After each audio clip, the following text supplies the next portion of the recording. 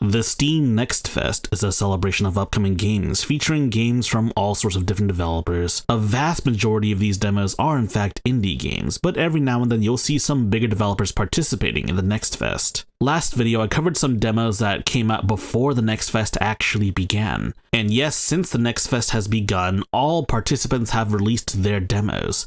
Not all demos will be available after the NextFest ends, but some will. Of course, by the time this video releases, you'll only have a few more days to actually partake in the NextFest.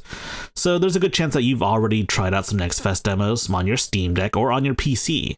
These demos tend to work on Steam Deck, but it really depends.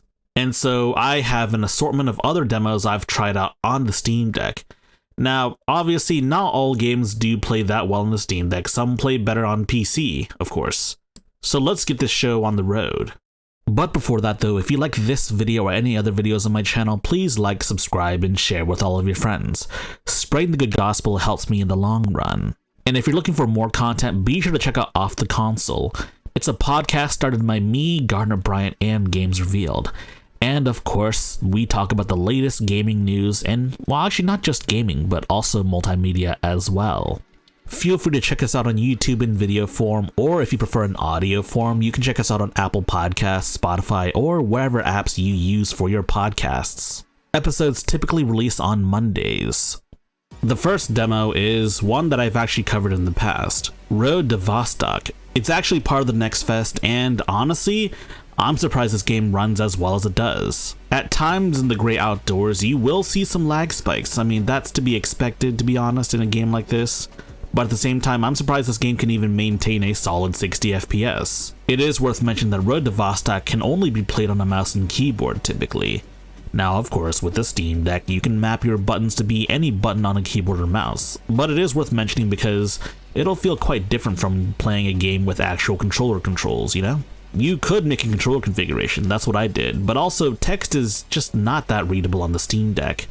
Now, honestly, I wish there was like a UI scale or a text scaling option for us Steam Deck gamers, but as of right now, I couldn't find any. It is very technically impressive that this game can run as well as it does on Steam Deck. The game looks this good and it's running Godot, proving that Godot isn't just an engine for like 2D platformers and stuff. This is a more hardcore FPS sort of game, so when you take damage, you take damage. You will die pretty quickly if you leave yourself out in the open. It's more of a hardcore methodical sort of game. And there's also starvation and thirst mechanics too, so do keep this in mind as you go in.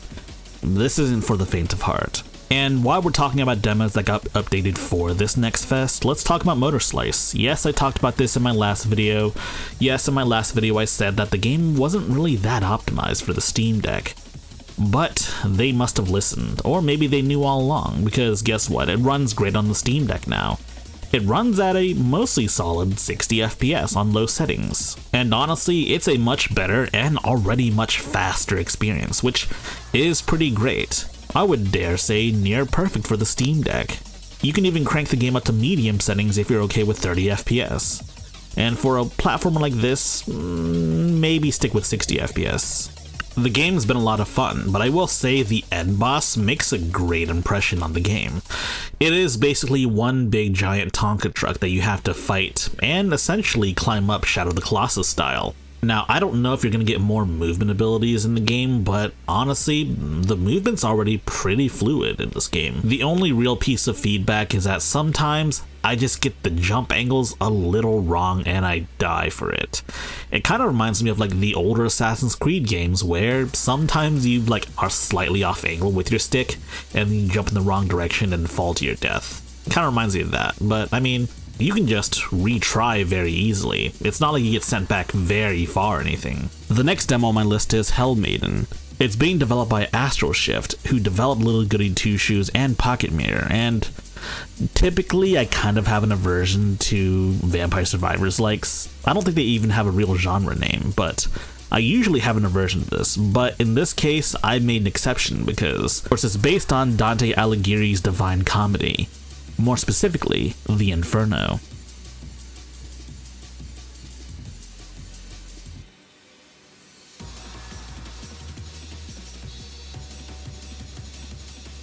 Your weapons and weapon buffs are represented by cards, but they're not necessarily interactive, so to speak. It's not as if you're drawing cards to your hand and playing cards out of that hand using limited resources. No, it's not that type of game.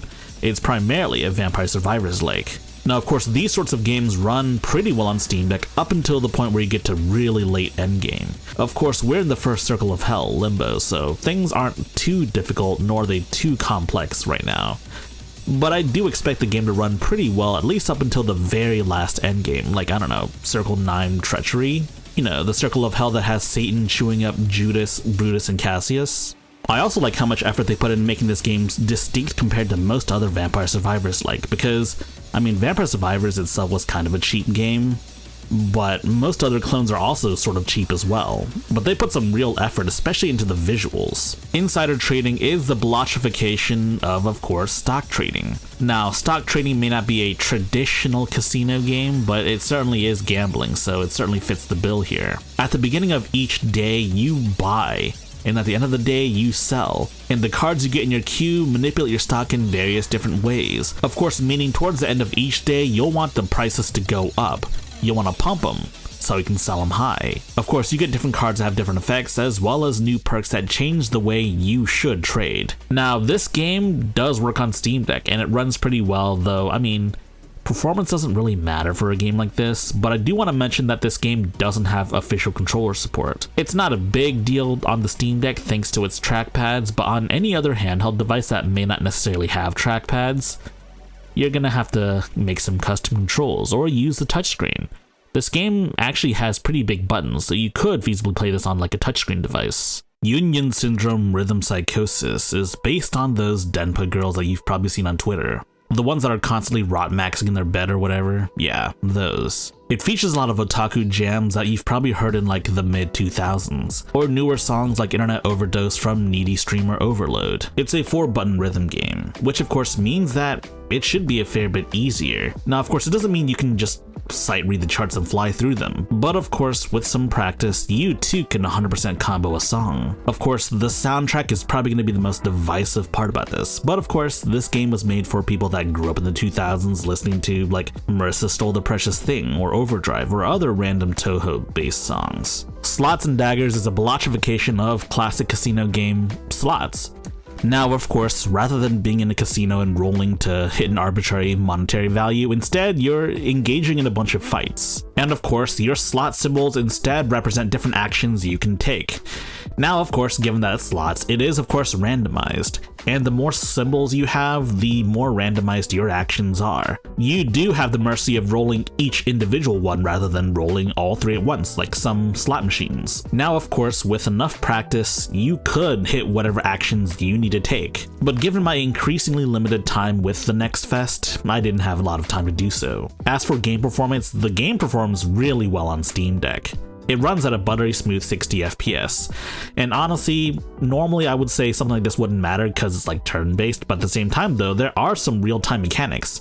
For example, the heavy blade here that I have has skill checks, and you want to hit the right threshold so that you do the most damage, or even just hitting the various symbols on your slot machine. Now, of course, I wouldn't say it's very skill-based, but it is very timing-based, so a higher frame rate really does help in this aspect. Revolve Gear Zero is a horizontal shmup, and it gives me a lot of Darius Burst vibes. It's even got a very similar burst meter gauge, in which, when you fill up your burst gauge, you can do a powerful laser attack. And while burst countering isn't explicitly in this game, you can do a kind of form of burst counter because your laser gives you invincibility. So yeah, do make use of that. I've played a couple of Be Curious Software shmups and they generally tend to be pretty good. As for difficulty, I do find them a little on the easier side if you're not playing on the highest difficulty, so yeah, that's kind of how it is, but honestly, they're still a lot of fun, especially for casual players. And of course, as expected, the performance on the Steam Deck is top-notch. It runs pretty well. Though I will say, if you're playing this on a PC, there apparently is no 1440p option, so do keep that in mind. Welcome to Dolltown blurs the line between actual survival horror game and kind of a meme game. On one hand, the story I've experienced thus far in the demo is pretty serious. There's a little content warning and a disclaimer and some helplines for people that tend to be I can't say it without getting demonetized on YouTube, so I'm not going to, but you kind of get what I'm getting at, right? On the other hand, you're kicking the crap out of these dolls, and there are dance emotes, like for example, the game gives you a Macarena emote. I'm not kidding. And the developer on Twitter posted a video of you doing the Gangnam Style dance. I mean, that's crazy. The game gives off very Silent Hill vibes, naturally. And also naturally, you'll get very lost in this game, like I did. I was pretty lost in the demo for quite some time. In fact, I would go as far as to say most of my demo time was just me wandering town. Now, because of this, I haven't exactly beaten the demo yet. But what I can tell you is that the demo runs really nicely. But for whatever reason, the game has a graphics menu in the options. But you can't actually go into it or change any of the graphical details in case you're running this on a better PC. Seal Chain Call of Blood gives me Cult of the Lamb vibes. Thank God it's not a Vampire Survivors like. I'm done with Vampire Survivors. The main differentiator between this and most other roguelikes, and the main selling point of course, is the fact that items can chain to each other in a sort of grid shape, and you're going to spend a lot of time trying to figure out what items go best with one another. What do I mean by this? Well, I'll show you. A not so insignificant amount of my time was spent in this screen right here trying to figure out the best way to optimize my gear, the best way to rotate everything and connect everything and just obtain the most benefits, because some items chain with different items more effectively, and having the right order means your stats can change, and sometimes the changes can be quite drastic if you just get the right order with the same items. Think about like a Paragon board in Diablo 4, where you have to have the right boards in the right orientation and the right glyphs on the right slots, and you have to efficiently buy all of the modules so you can get the most out of your build. Kind of like that almost. I had a lot of fun, and honestly, this game was surprising how fun it can be. Not even just playing the game, but also trying to optimize so you can have the best stats out of all the items that you have in your limited amount of space that is. And the game ran pretty well on Steam Deck. Of course, this is not even the upper limit of my power. I mean, you can unlock more slots. The next demo I want to talk about is Majouami by Creditts. Now, I do like the game's art style and it does run pretty well on Steam Deck, but the only thing that's not really clicking with me is the gameplay itself. On paper, it looks a lot like your typical Creditts 2D platformer action game, and they make some really good ones, like the Gunvolt games, and they made Mega Man Zero as well. The only thing that isn't really clicking with me is the combat system, because it just feels a little too easy, you know? Maybe it's just a bad first impression, but I feel like you can just easily spam dash attack a little too easily. But I feel like it's a little too easy to traverse levels this way. Now, of course, I'm sure in the later levels of the game that aren't in the demo right now, you'll be heavily punished for doing this, as is tradition, yes. But I feel like, again, the game is a little too easy. To be honest, I feel like the game would benefit a lot if it just had a higher difficulty level, or maybe like an extra option to increase difficulty, because I feel like the game is a little too easy. I mean, I am a seasoned gamer, but at the same time though, I feel like I shouldn't be flying through these levels that easily. But that's just me, I guess. Now let's talk about some games that don't really run that well on Steam Deck. The first one here is Homura Hime. It's a 3D character action game kind of inspired by Platinum Games.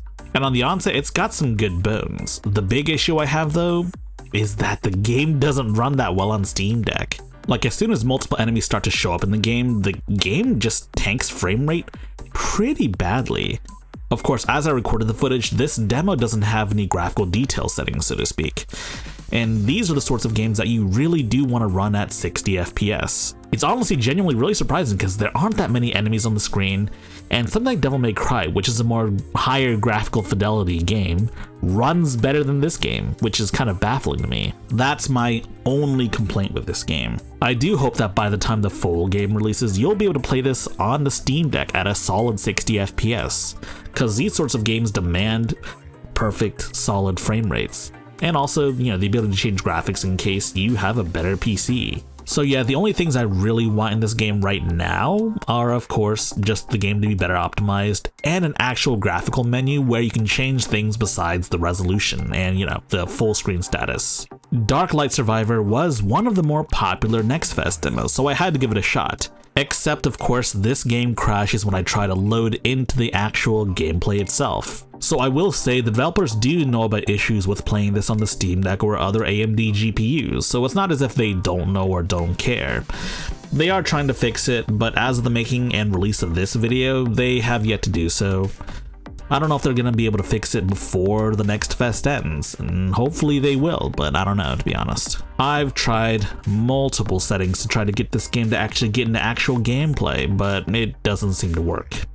I did end up playing this on my desktop, and it's a pretty fun game. There is a third-person mode, but realistically, it's kind of like Vampire Survivors, so why would you ever want to play Vampire Survivors in third person? Right? Cloudheim is another game that was popular on the NextFest, and I tried to get working on the Steam Deck, but unfortunately, when I tried to load in the actual gameplay in my Steam Deck, it doesn't work. The game, unfortunately, crashes. It crashes when you try to select a different character appearance, which is kind of unfortunate, really. The developers are aware of this. Hopefully they optimize it for the Steam Deck, but I don't know if that's going to be a thing or not. But at the very least, I think they should fix this issue. I got on video, as you can see here. Now, if you're someone like me that follows these NextFests very often, it's pretty easy to see that indie developers sometimes like to jump on trends of popular games.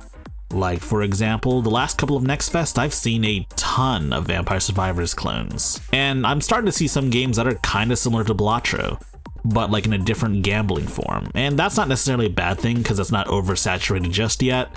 But I do want to mention that because indie games tend to be the bastion of innovation, which is why sometimes some indie devs will ride off the coattails of those successes to basically make their own version of said game. Kind of like the AAA scene. Overall, though, the NextFests are always fun to cover because you'll always find something that might interest you.